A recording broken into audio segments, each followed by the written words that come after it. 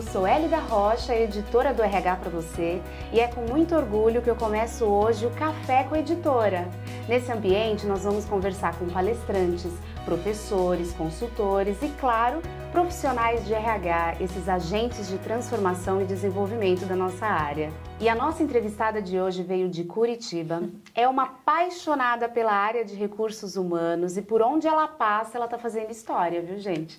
É a Daniele Matos. Tudo bom, Daniele? Tudo, e você? Prazer estar aqui. Nossa, e o prazer é nosso você ter aceitado, chegado até aqui a São Paulo, tudo ótimo com você. Eu quero saber um pouquinho dessa sua trajetória, me fala um pouco. Pois é, esse vim de Curitiba, na verdade faz um mês que eu me mudei para Curitiba, um pouquinho mais de um mês, né? Eu sou daqui de São Paulo, né? Então, na verdade, sou do ABC, fui morar no interior e já há cerca de 8 anos eu viajava do interior para São Paulo todos os dias. É ótimo. Então, a pessoa que gastava 2 horas e meia para chegar no trabalho está gastando 15 agora em Curitiba. E o que te levou para Curitiba? Me fala um pouquinho dessa sua trajetória de RH, porque eu falei aqui que você é uma apaixonada pela área, né? Eu sou mesmo, estou há mais de 10 anos na área de RH, então eu acabei caindo na área de RH, porque uma pessoa estava participando de um processo seletivo para uma área de infraestrutura, o gestor olhou e falou, acho que você tem cara de RH. Olha. E aí eu acabei indo, me apaixonei por RH, tive bons líderes todo esse tempo, então agradeço muito a essas pessoas que me mentoraram e que me inspiraram durante toda a minha trajetória. Legal. Né? Então são mais de 10 anos e o meu namorado mora em Curitiba, então eu já estava com um pezinho lá para ir embora. E aí deu certo, estou numa empresa muito bacana, uma multinacional francesa, estou adorando, é uma empresa com quase 7 mil funcionários, então é um desafio muito bacana, é um desafio regional que não olha só para o Brasil, olha para outros países aqui da região. Legal. Então, muito bacana e mais uma oportunidade de fazer a diferença e de levar um pouquinho do que eu sei também. E Daniele, no ano passado você recebeu como um talento, né, reconhecido no mercado, Top of Mind, aí, de jovem talento na área. Queria saber um pouquinho como que foi receber, qual que foi também esse seu trabalho, né, para chegar a um reconhecimento como esse. Foi muito legal, eu concorri nos últimos 2 anos e no ano passado que eu levei o troféu para casa, foi uma surpresa. Bom, como eu adoro o RH desde sempre, eu fui me envolvendo com os grupos de RH. Então isso faz a gente conhecer cada vez mais pessoas, né? E eu estava pensando um pouco sobre isso esses dias, né? Porque não é só a questão de você promover eventos e gerar ali o conteúdo que é muito legal para as pessoas, mas é um pouco da atenção que a gente dá também. Então eu costumo e eu tento ser muito receptivo com as pessoas que pedem ajuda, que querem trocar ideias, e com isso as pessoas foram me vendo como uma fonte de inspiração, o que é muito bacana, eu me sinto muito honrada por isso.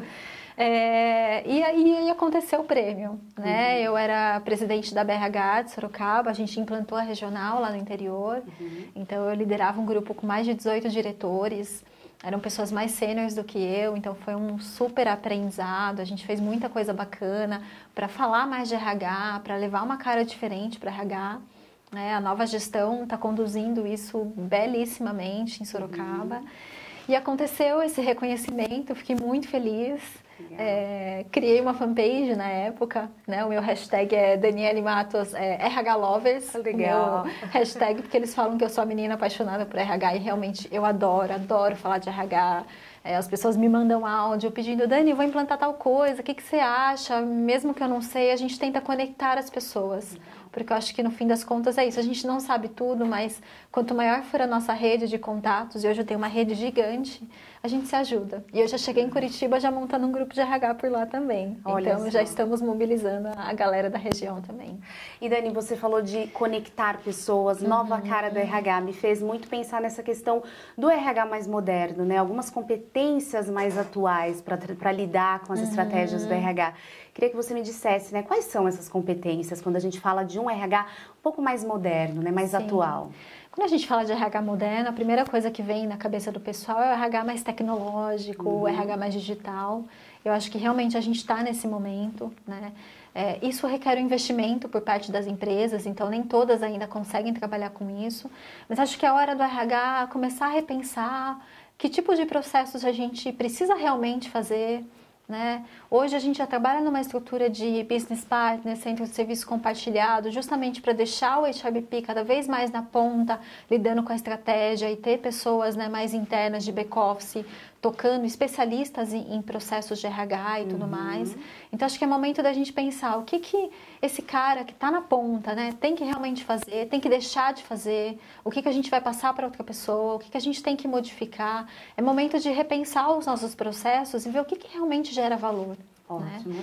Eu estava lendo um livro esses dias, que é um livro em inglês, eu adoro ler para praticar o idioma, e é um livro de uma ex-diretora do BBC que ela questiona todos os processos de RH. RH disruptivo, né? O nome é em inglês, mas a tradução é esse, e é muito bacana, porque você começa a repensar a forma que a gente faz avaliação de desempenho, a forma que a gente recruta, a forma que estabelece metas, tudo isso. Acho que a gente está nessa fase de repensar, mas também não precisa mudar tudo. Teve uma época que a gente estava na discussão de que a avaliação de desempenho tinha que mudar o jeito de fazer. Eu acho que o mais importante é ter, né? Tem que ter um momento de feedback, tem que estimular, não pode ser algo forçado, né? Tem que ser um momento de verdade especial.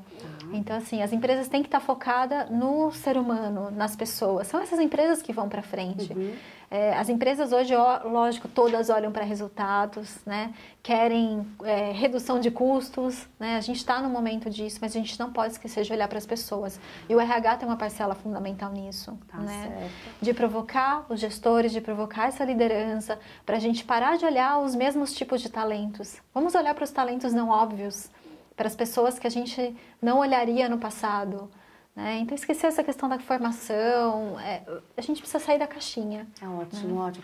Você falou, né, dessa questão de sair da caixinha, né, e de olhar para as pessoas. A gente fala muito aqui da questão da autonomia, do protagonismo. Como que o RH ele está trabalhando isso para gerar autonomia, protagonismo dentro da empresa e até mesmo dentro da sua área? Como que funciona para você? O RH, eu acho que vem ganhando muito espaço dentro das organizações. Né? No passado era o financeiro, que era o braço direito do presidente. Hoje eu vejo muitos RH sendo o braço direito do presidente. Isso porque o RH vem se posicionando. Então, muitas vezes o negócio acha, não precisa chamar o RH para essa reunião, o RH tem que ir lá e falar, mas eu quero estar aqui, eu quero ouvir o que vocês estão falando de negócio. Porque senão a gente vira aquele RH que abraça a árvore, que é o RH que só faz festa, que a gente faz festa e faz muitas festas boas, mas não é só isso, a gente tem muito mais a agregar. Né? Então, assim, é realmente entender o negócio, entender de perto o dia a dia das pessoas, tá? Para conseguir falar a língua das outras áreas, porque aí o RH começa a ganhar respeito, começa a virar um RH de verdade protagonista dentro da organização. E o que o RH, né, o que as empresas querem dos profissionais de hoje? Você estava falando um pouquinho, vamos olhar ali fora da caixinha, ver áreas, de repente, que a pessoa ali está atuando ou estudando de uma forma diferente, ver, experimentar. Então, assim, queria que você falasse um pouco mais, porque como a gente lida com esse assunto de recursos humanos, então chegam pra gente muitas perguntas sobre, às vezes, jovens profissionais, eu mesma, onde eu moro, então tem muita gente que ainda tá ali no primeiro emprego e fala, Elida, eu tô na próxima etapa do meu processo seletivo, como que eu vou me comportar, o que eu falo? E outros que têm as dúvidas sobre, porque tá se formando em alguma área, mas aí procuram nessa mesma área, então é interessante de ouvir e de perceber o que as empresas estão olhando, né? Elas querem os profissionais já formadinhos naquela área que ela atua. É bacana também olhar pontos diferentes. Como que é? Eu acredito que ainda muitas empresas estão fechadas. Então, se eu vou contratar um profissional para uma determinada área, eu vou atrás de profissionais apenas naquele perfil. Então, acho que as empresas têm que mudar essa mentalidade de buscar as pessoas além da formação técnica delas. Claro que a experiência conta muito, mas independente da formação, ela pode agregar em áreas diferentes. Hoje mesmo eu tive uma conversa com uma pessoa, a gente estava falando disso, né? Do quanto o técnico é importante, mas o quanto a experiência dela, por ser uma área que trabalha muito com criatividade, inovação, quanto contribuiria muito para uma área que ela nunca imaginaria trabalhar. Então, eu acho que tem os dois lados. Eu acho que o profissional está muito aberto para também ir para outras áreas. A empresa tem que estar aberta, né? E o RH tem esse papel de provocar o gestor olhar um currículo e falar, não, mas não tem a formação, ou às vezes não tem naquela faculdade, eu já vi isso, né? Então, gente, quem faz a faculdade é a pessoa, né? Não é a faculdade. Então, independente de nome de curso e até independente de quantidade de experiência e idade. Eu acho que a gente precisa ir além disso. Né? A gente estava falando um pouquinho da longevidade das pessoas. As pessoas hoje ficam muito mais tempo no mercado de trabalho. Não é que fez 50, 60 anos e tchau. Eu convivo hoje com muita gente com mais de 60 anos que está super ativo, que está atuando, que são líderes muito bons dentro da organização. Então a gente tem que estar aberto para isso também. Não é porque a pessoa saiu dos 30 anos, dos 35, que ela não é mais um talento. Não, ela pode ser ainda um talento, um potencial para a organização. E como que a organização deve trabalhar isso, né? De trabalhar com as diferentes gerações que tem ali dentro. Então você tem o jovem, que é esse perfil que a gente falou, e tem essas pessoas que realmente têm uma experiência, uma bagagem muito maior, então, que é excelente, né? Eu só vejo vantagem nisso. É uma troca, né? E o jovem, o pessoal brinca que essa geração chegou, que essa geração falam que essa geração é rasa, que quer chegar hoje como estagiário, já quer ser presidente amanhã. Tem um pouco disso, mas é uma geração que chega questionando muitas coisas, né? Questionando o status quo, com outras formas de enxergar os mesmos processos. Então, acho que eles vêm para dar uma mexida na organização. Mas os mais antigos são super importantes. Então, acho que a gente tem que estimular essa troca, não estimular a diferença, estimular a diversidade. Né? A diversidade é importante, de pensamentos, de formações, de idades, de raças, de qualquer tipo de pensamento. Daniele, você já teve que trabalhar assim, já teve alguma situação que você viu conflito ou entre gerações ou até antes, como você estava falando, de olhar um currículo e vamos experimentar essa pessoa nova? Me conta algum caso ali que você já tenha vivido. Eu tive um caso de um senhor que a gente contratou para uma posição. Era uma posição que normalmente a gente tinha pessoas jovens nela. E aí a gente insistiu para dar a chance para essa pessoa, tá? E ele foi até a empresa, ele realmente saiu muito melhor que os outros candidatos. Tem a questão da maturidade, né? Tem a questão de solidez, que às vezes o jovem ainda não tem. E a gente deu a oportunidade e foi muito legal, porque ele chorou no dia que recebeu, porque ele não só veio numa posição de liderança, mas veio com um salário bacana, compatível com o mercado. Então, poxa, a gente não fez diferença nenhuma, né? A mesma coisa PCDs. Nas empresas que eu trabalhei, as nossas contratações de PCDs não eram simplesmente para cumprir a cota. Óbvio que a gente precisa e se força para isso, mas a gente sempre tentou fazer a diferença, de trazer aquele cara para ele ganhar exatamente o salário que qualquer outro profissional ganharia no mercado, para ele concorrer com candidatos que não têm deficiência, né? E tratar ele como um ser humano normal. Eu acho que é isso, é a diversidade, e no dia a dia você nem percebe, você não sabe se é PCD ou não. Muitas pessoas se surpreendiam, porque você vê muitas vezes o PCD, ele está em muitas empresas fazendo o trabalho mais básico possível. Nas empresas que eu trabalhei, felizmente, a gente teve a oportunidade de trazer pessoas para posições estratégicas, como um candidato comum, como qualquer outra pessoa. Então, acho que o RH e a liderança tem que trabalhar muito a diversidade e tratar isso como normal e como importante. Legal. Na hora que você estava falando um pouquinho ali, né, da contratação dessa pessoa mais velha, tudo me fez, não sei porque me fez pensar um pouquinho desse trabalho que as empresas estão fazendo para serem mais uma marca empregadora melhor vista no mercado. Você tem atuado dessa forma com essa questão do employer branding? Como que você, como RH, enxerga isso, como uma marca empregadora, olhando ali para estar presente e bem vista? O que eu tenho visto muitas empresas trabalhando marca empregadora é através dos próprios colaboradores. Então, quando você gera essa experiência positiva, a pessoa tem orgulho de trabalhar lá, ela quer contar para o mundo o que está acontecendo. Então, postar as fotos, ela conta para o colega, então num jantar ela está contando feliz. Isso, né? Ela está fazendo a propaganda de graça e tem melhor pessoa para fazer isso do que o próprio colaborador que está vivendo lá. É o boca a boca diferenciado. Exatamente. Agora. Se ele não gostar, ele não vai contar e ele vai falar mal e ele vai queimar a empresa do mesmo jeito. Né? Ele também vai fazer a divulgação negativa. Então, eu vejo muitas empresas estimulando, criando o aplicativo, dizendo que os colaboradores são embaixadores, Então, hoje mesmo eu recebo muita coisa no meu WhatsApp, olha, esse é o vídeo, vocês estão recebendo em primeira mão, compartilhem, e é gostoso, a gente quer mostrar porque nós gostamos de trabalhar onde estamos. E eu vi uma atuação boa sua nas redes sociais, e em um dos posts você até marca lá, olha gente, eu compartilho essa vaga, então é uma transformação digital ali que o RH pode se favorecer, né? Sim, e não tem como fugir disso, né? As redes sociais, elas estão no dia a dia, não existe mais essa de você vai entrar e você não vai mexer no celular, é o mundo líquido, né? Você está trabalhando, está chegando no WhatsApp, você está no Facebook, e a gente tem que saber unir isso com a empresa. Então, assim, não é proibir, pelo contrário, vamos criar algumas regras, como é que você posta as coisas, tem que ter um limite, tá? Cuidados para você falar da sua empresa na rede social, mas a empresa pode dar esse preparo, né? Então, pode oferecer um guia de que tipo de coisas você pode falar, que tipo de coisa você tem que tomar cuidado, porque o colaborador, quando está falando pela empresa, ele representa a empresa na rede social, independente da área que ele trabalha, independente do nível que ele seja. Então, as empresas não podem proibir, e sim dar ferramentas, explicar e até fornecer informações que eles podem publicar nas redes sociais. Né? Eu acho que as redes sociais estão no nosso dia a dia. Hoje o LinkedIn, o Facebook hoje nem tanto mais, mas Instagram a gente usa para quase tudo. Né? Então é uma forma da gente estar se conectando, é uma forma da gente trocar conhecimento. O LinkedIn hoje tem sido uma fonte muito importante de network, né? Então as pessoas se conhecem lá e vão para fora do LinkedIn tomar um café. Isso gera negócios, gera empregos.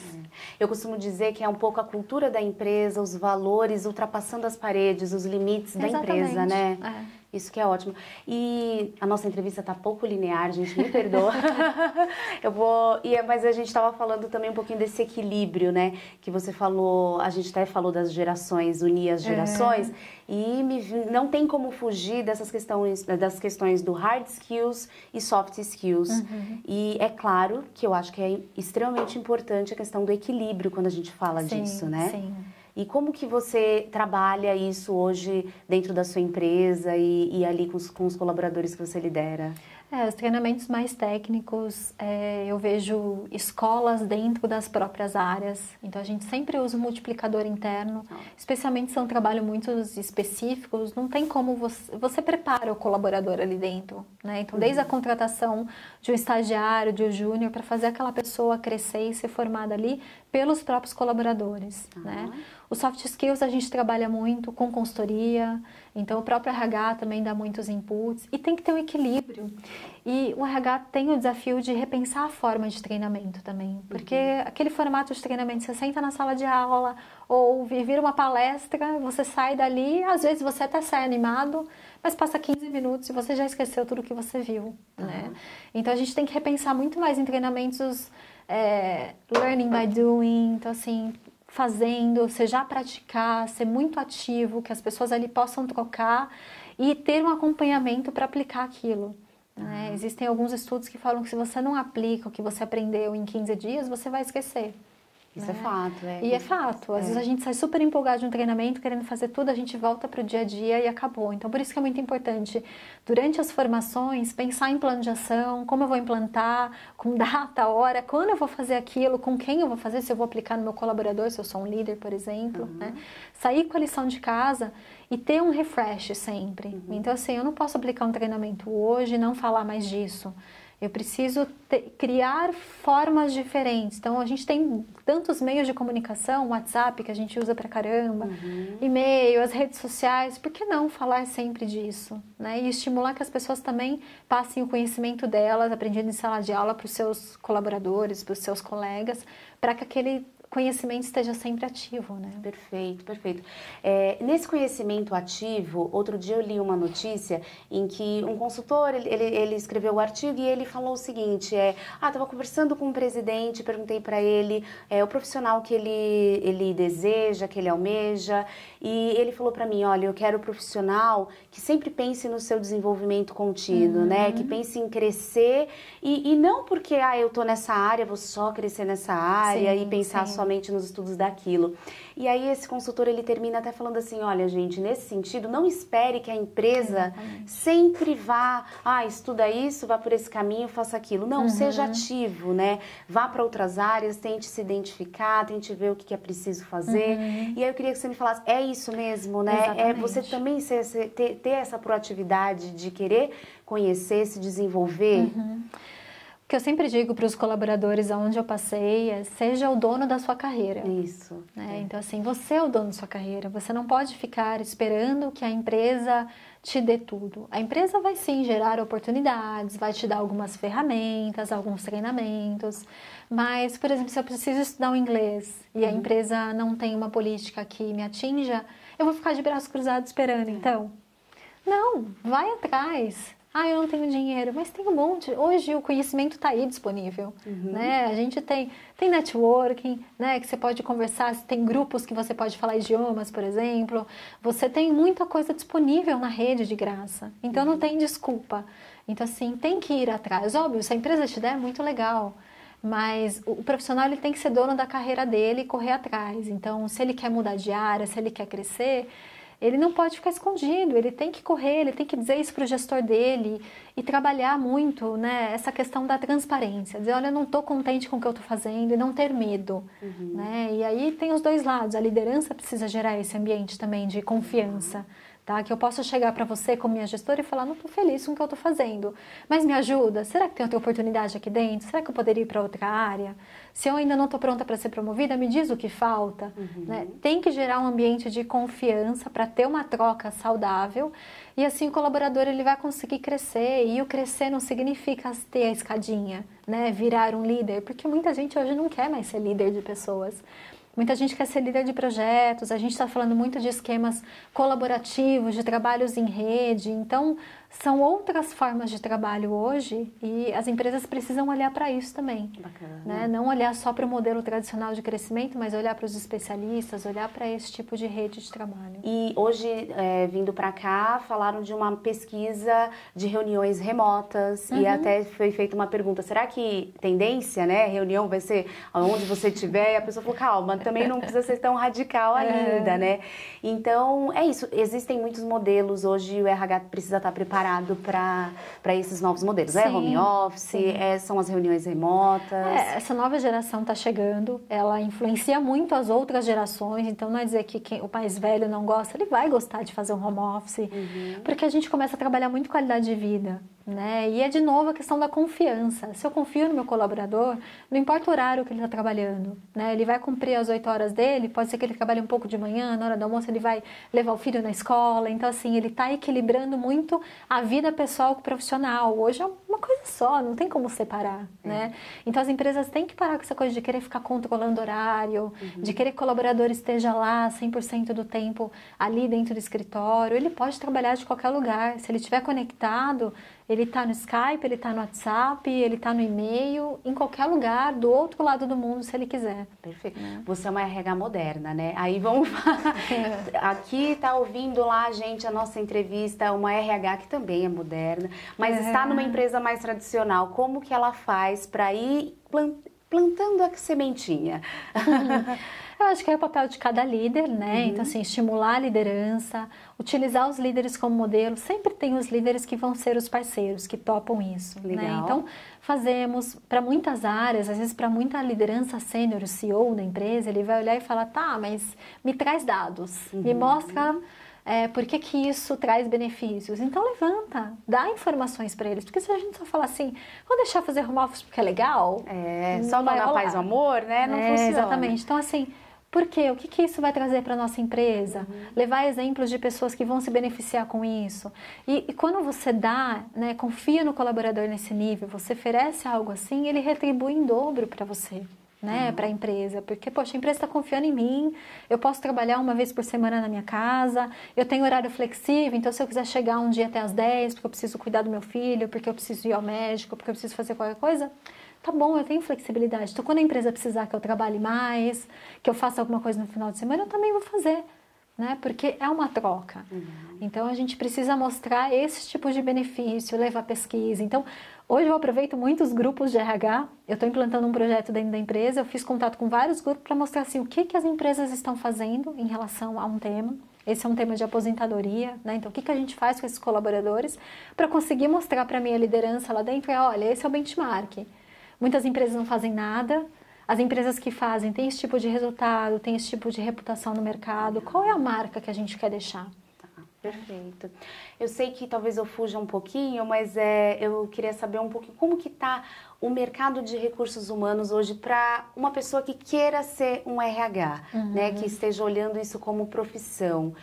Você falou que caiu no RH, acabou sendo, né, convidada para ir para a área. Sim. Hoje, como que você enxerga o mercado de recursos humanos hoje? É promissor? Como que você está vendo isso, né?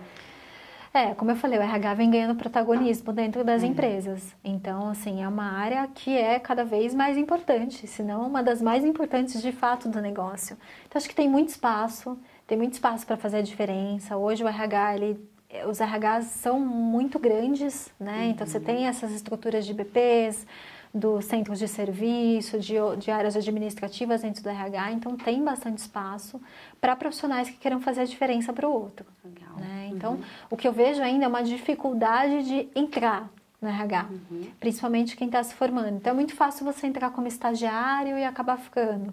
Mas uma pessoa que faz a faculdade, não consegue uma oportunidade, tem uma dificuldade. E eu acho que é justamente pela forma quadrada que muitas empresas ainda trabalham. E quando eu falo isso, isso não é ruim. Eu acho que a gente está acostumado a trabalhar sempre daquele jeito. Eu vou contratar pessoas para RH formadas que já têm experiência. E por que não dar a oportunidade, né, para alguém diferente, tentar olhar além da formação dela, além da experiência, alguém que está com vontade.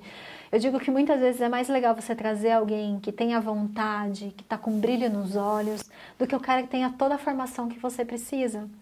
Porque às vezes ele vai chegar e ele não vai ter essa mesma vontade que alguém que está chegando novo na área, que vai aprender, que vai atrás, que vai buscar, né? Que vai trocar com os colegas.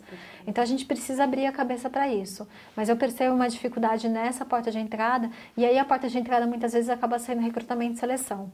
Então as pessoas entram, vão trabalhar ou em consultoria e tudo mais, porque aí já tem alguma experiência RH e consegue entrar no mundo corporativo. Perfeito. Fala um pouquinho sobre você, o seu desenvolvimento.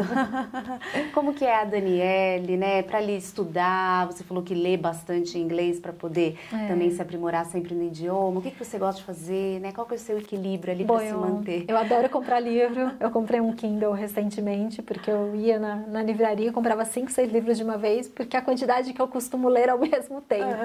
Eu sei que é maluco, mas eu gosto de ler bastante coisa. Eu sempre leio coisas de RH. Então, assim, eu percebi que tem muita coisa no Brasil legal, mas tem muita coisa lá fora bacana também.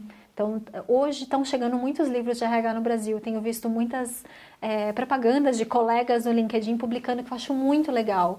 Porque há cerca de 1 ano, 2 anos atrás, você ia buscar, não tinha muita coisa. Quando você olha literatura internacional, e tem muita coisa de qualidade. Então, é bacana porque você está aprendendo o inglês e está aprendendo algo diferente, outras visões.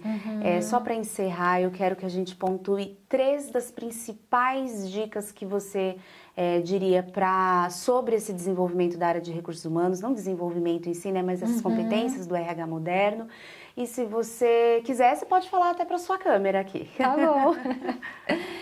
Eu acho que os RHs têm que estar, primeiro, muito antenados às mudanças. Então, toda essa revolução tecnológica, ser cada vez mais digital, repensar os processos, tá? Eu acho que, em segundo lugar, questionar e provocar muito a sua própria liderança, tá? Então, só assim a gente vai ter mudanças, questionando o óbvio, olhando além do óbvio. Então, provoque realmente seus líderes. E por último, acredito que tentar sempre conectar o sonho das pessoas ao sonho da organização. A gente não pode, a gente olha às vezes muito para o negócio, vai muito para o dia a dia e esquece de olhar para o ser humano. O RH tem esse papel de conectar o propósito de cada um, que é o que vai fazer as pessoas estarem felizes lá, acordarem todos os dias de manhã para irem trabalhar. Então, acho que a questão do propósito eu vejo como algo muito importante e é o que sela a confiança dentro da organização também. Daniele, muito obrigada por esse bate-papo. Obrigada a vocês. Sempre que vier a São Paulo, por favor, olha, Élida, estou aqui e eu terei o maior prazer da gente conversar mais ainda, tá bom? Com certeza, obrigada. Até a próxima. Até. Essa foi a Daniele Matos, aqui no nosso Café com a Editora. Fica atento ao blog que eu sempre escrevo lá no portal RH para você, que eu vou colocar sobre o nosso próximo convidado, porque daí eu quero a sua participação, com perguntas, comentários sobre o tema que a gente vai falar, porque daí você começa também a participar aqui do programa, tá bom? Até a próxima semana.